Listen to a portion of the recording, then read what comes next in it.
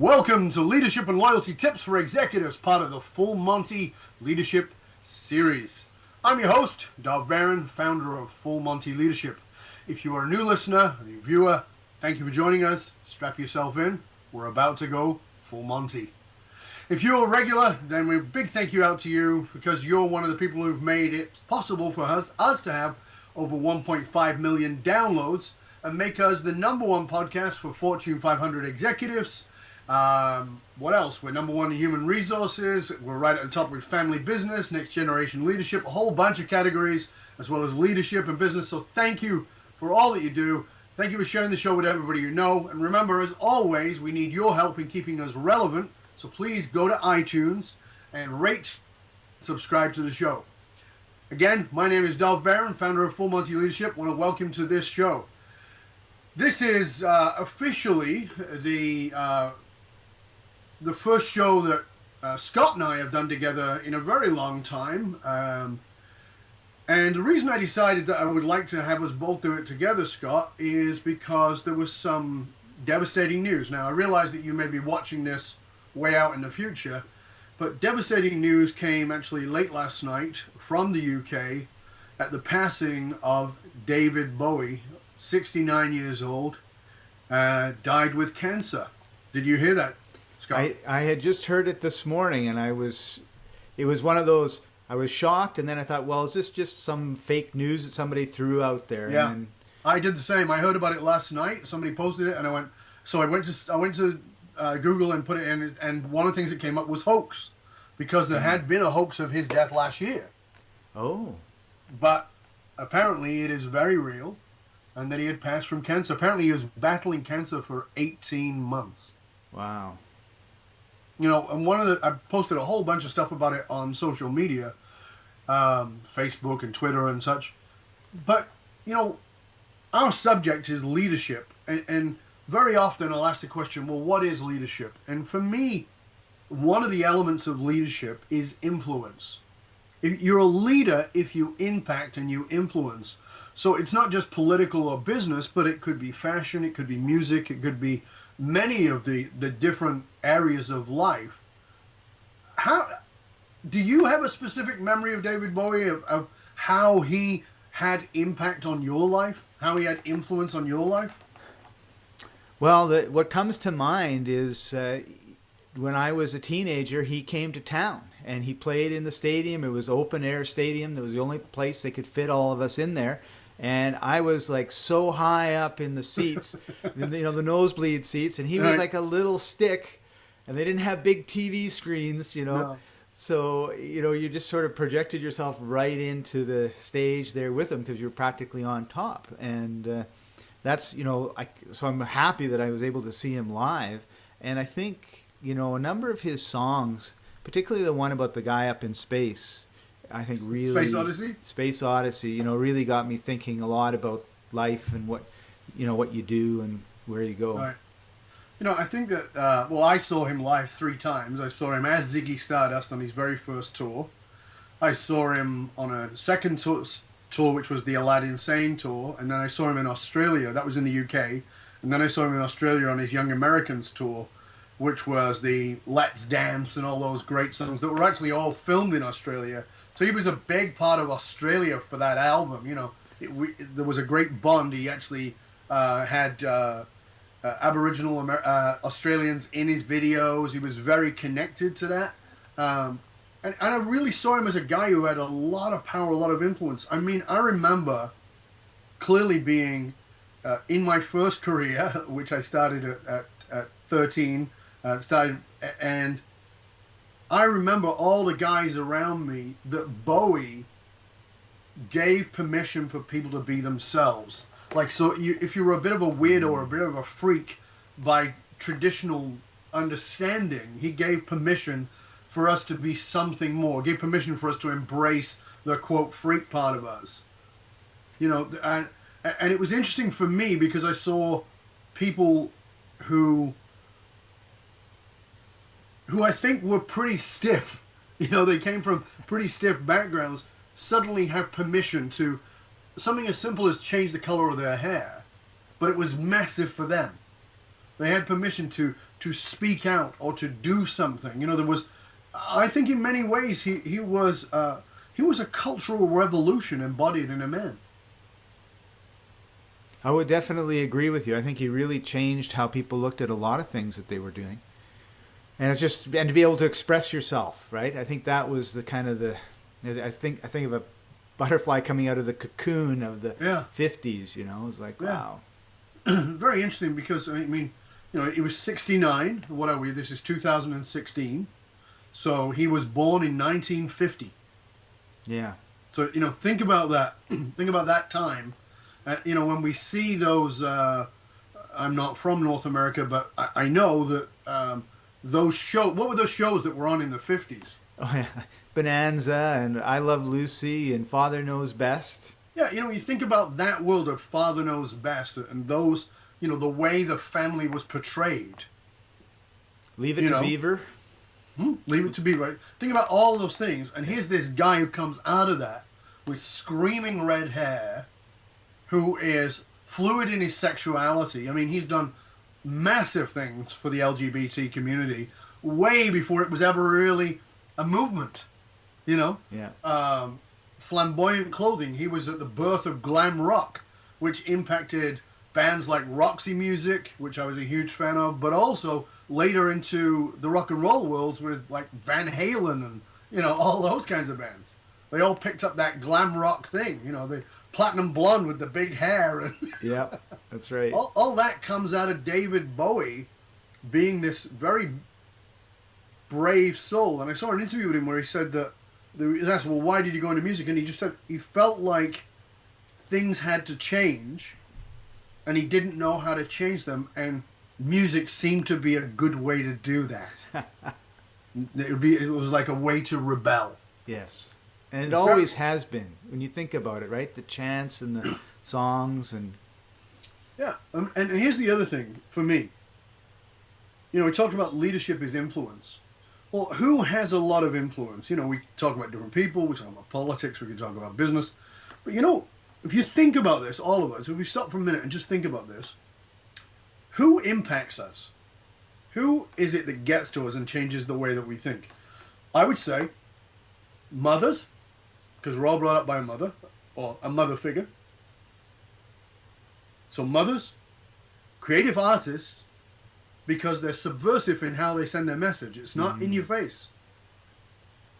So mothers and artists have the greatest impact on us. And then there's a third category that I think we forget about because it's so pervasive we don't notice it, yet it gets into us, and that's marketers. And what was David Bowie if he was not a magnificent marketer? You know, think about Madonna. Like, Madonna has lasted since the frickin' 70s because she's reinvented herself and she's remarketed herself. Well, the pioneer of that was David Bowie. He changed his look. He changed everything about himself. I put this really great GIF on my Facebook page of all the different faces of David Bowie. And it's like, wow, yeah, he really, like, he knew how to remarket himself, not just market. He reinvented himself. He didn't just stay the same. So, I mean, for me, it's really quite profound, the power of his influence. And you know, when, you know, we are in our 50s and we look at people of our age, and maybe even a little bit older, who might be in the upper echelons of influence and leadership, and I wonder how many of those owned Ziggy Stardust. Yeah. Or pretty much Hunky Dory, or one of the great older albums, you know, that he did. They probably all did at one point. Sure. You know, because it was like, you know, I think it's really important for us to always remember the roots of our influence. Because leadership is influence. And what's the roots of your influence? How did David Bowie, and this is my question to you, the viewer, how did David Bowie, and I know this is obscure, I get it, but I want you to stop for a minute and think about, how did David Bowie impact your leadership? Before you knew it was leadership, how did he have impact on you that you now go, that actually shows up in my leadership. That shows up in how I'm an entrepreneur or a marketer or a business person. Just consider that for a moment. It's a pretty cool thought. It's a great question. Mm-hmm. I actually got back in the old days. Now, of course, he was married to Iman, the model, for many, many years. But he was actually married before that.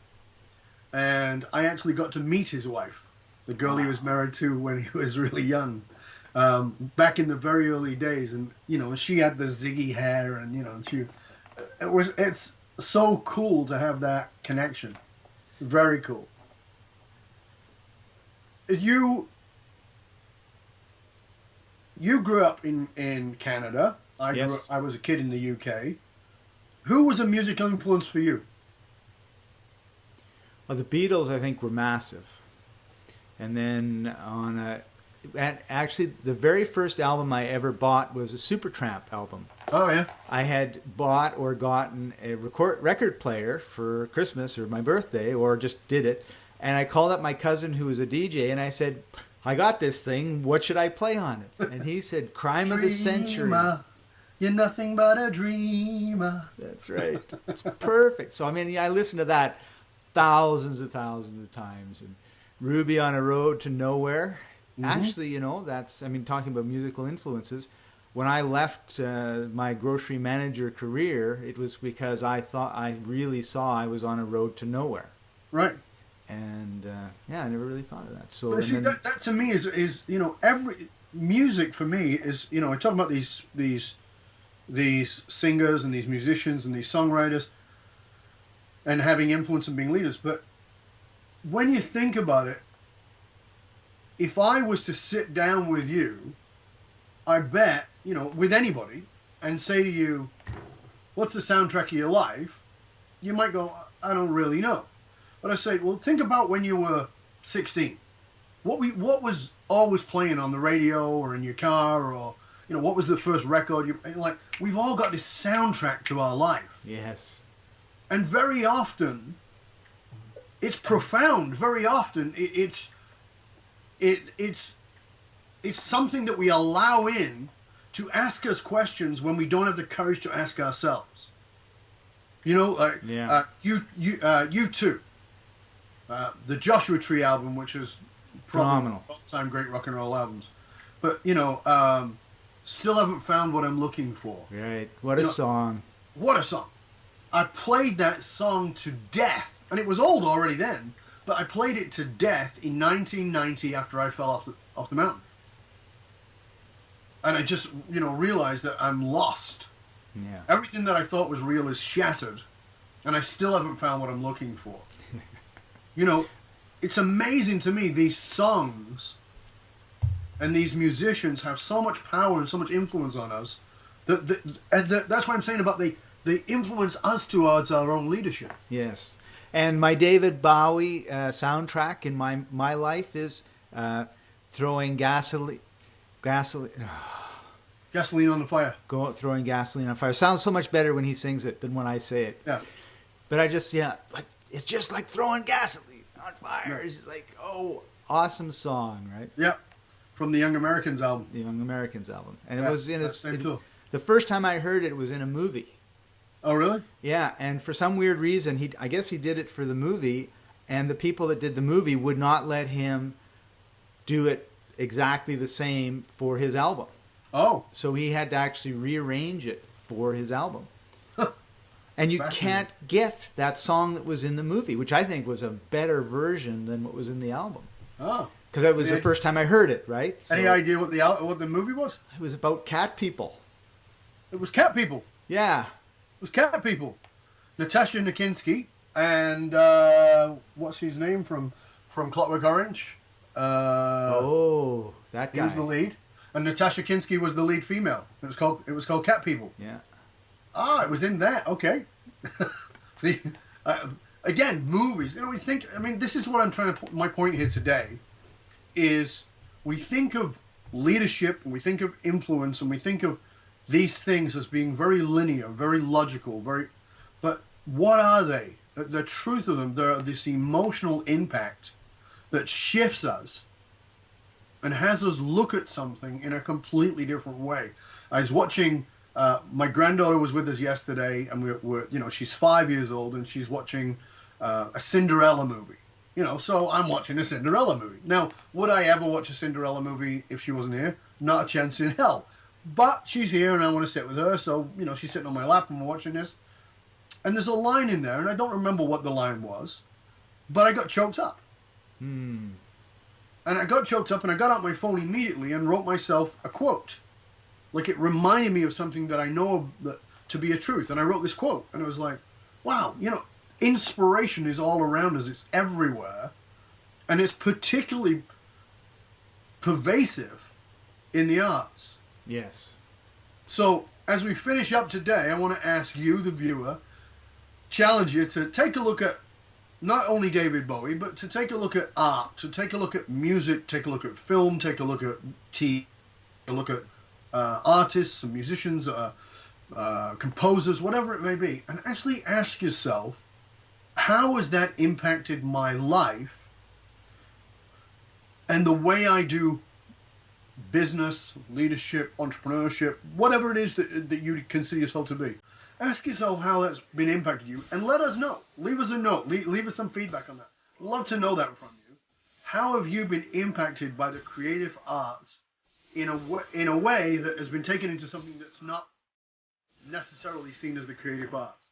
I really want to challenge you in that. I want to really find out from you.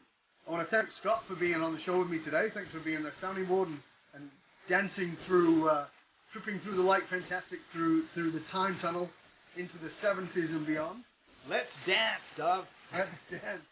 So until next time, folks, remember to share the show with everybody you know. And until next time, stay curious, my friends. Stay curious.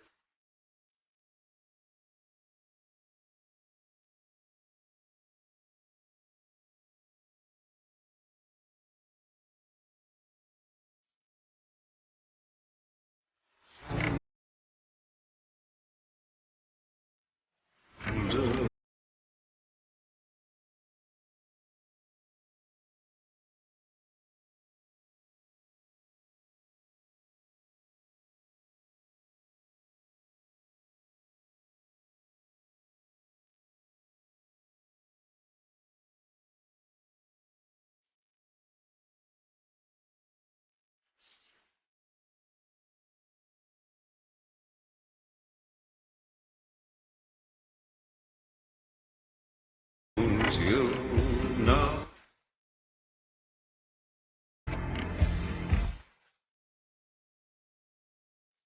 long